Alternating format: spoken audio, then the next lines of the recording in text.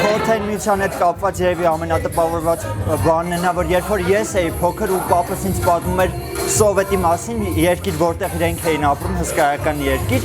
ինքը պատմում էր, որ ինքը պատտվել է ամբողջ աշխարհը այն ժամանակ, երբ որ Սովետ էր։ Իհարկե ես հետո արդեն մեծանալուց հետո հասկացա, որ այդ ամբողջ աշխարհը Չեխոսլովակիայից այն կողմ չի անցել, բայց ամեն դեպքում պապիս պատմությունները շատ գունավոր էին Խորհրդային միության մասին։ Առաջին պատկերները, որոնք իմ մոտ ֆիքսված են որպես Խորհրդային միության պատկերներ, այդ 4 հատորից բաղկացած հանրագիտարան կար մանկական, ու մենք դրանից ունեինք տանը։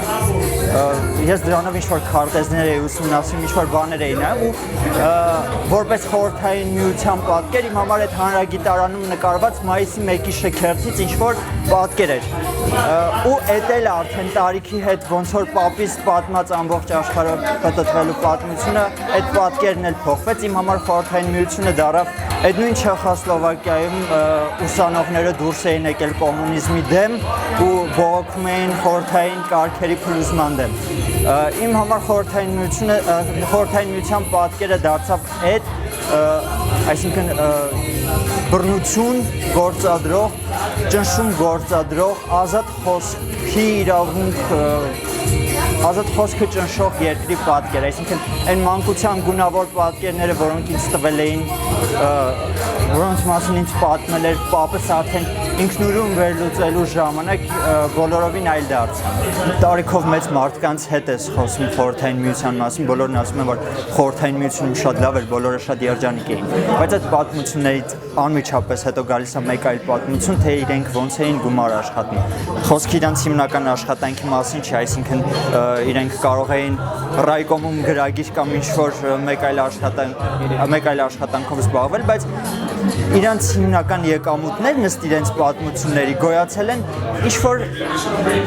մեկին խաբելով, ինչ-որ միտեղ թալանելով, ինչ-որ բան գողանալով, ինչ-որ տեղից ինչ-որ բան շորթելով կամ մեկին սև շուկաներում։ Խնդիրը այդքան սովետը չէր, ինչքան միտքը, որ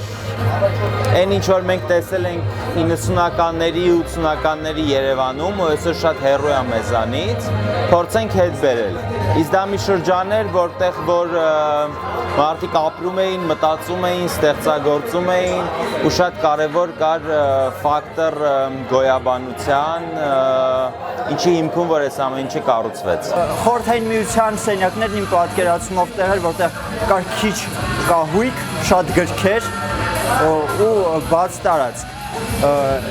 Այստեղ ճիշտ ասած ինձ Խորհրդային միության հետ ասոցիացիաները չեմ բերում այստեղ։ Ինձ այստեղ բերում է լավ երաժշտությունը ու այդ մինիմալիզմը։ Մենք կարողացանք այն ինչը որ իրանք ատում էին, վերադարձնել սիրով ու նոր ձևակերպմամբ ու նոր տեսակով։ Մի քանի օր առաջ սոցհարցման արդյունքներ էին հրապարակել ու պարզվում է ռուսաստանցիների 56%-ը ափսոսում է Խորհրդային միության փլուզման համար։ Ես շատ ուրախ եմ իրականում, որ նման մի սոցհարցում էլ Հայաստանում չեն անում, որովհետև այն պատկերը, որ կարան ստանան Հայաստանում, իմ կարծիքով սարսափելի կարա լինի, որովհետև մարդկանց մեծամասնությունը իսկապես մտածում է, որ խորհրդային կարգերով ապրելն ավելի լավ էր ու միևնույն է հիմա մենք նույն անազատություն ունենք, հիմնական փաստարկներից մեկն իմիջայլոց, որ մենք հիմա նույն անազատություն ունենք, ինչ որ այն ժամանակ կար, իմիջայլոց այն ժամանակվա անազատությունը որոշ մարդկանց համար չակերտավոր է, որովհետև հիմնական փաստարկն է նա, որ մենք ապրում էինք երջանիկ, մենք ունեինք այն ամենը, ինչ որ մեզ պետք էր, մեզ դրանից ավել ոչինչ պետք չէր։ Մենք ծնվել ենք այդ երկրում, մենք գուցե այսքան ազատն ենք ու լավն ենք ու սիրուն ենք, որովհետև այդ վատը տեսել ենք, բայց վերադառնալ դրան չեմ ուզենա։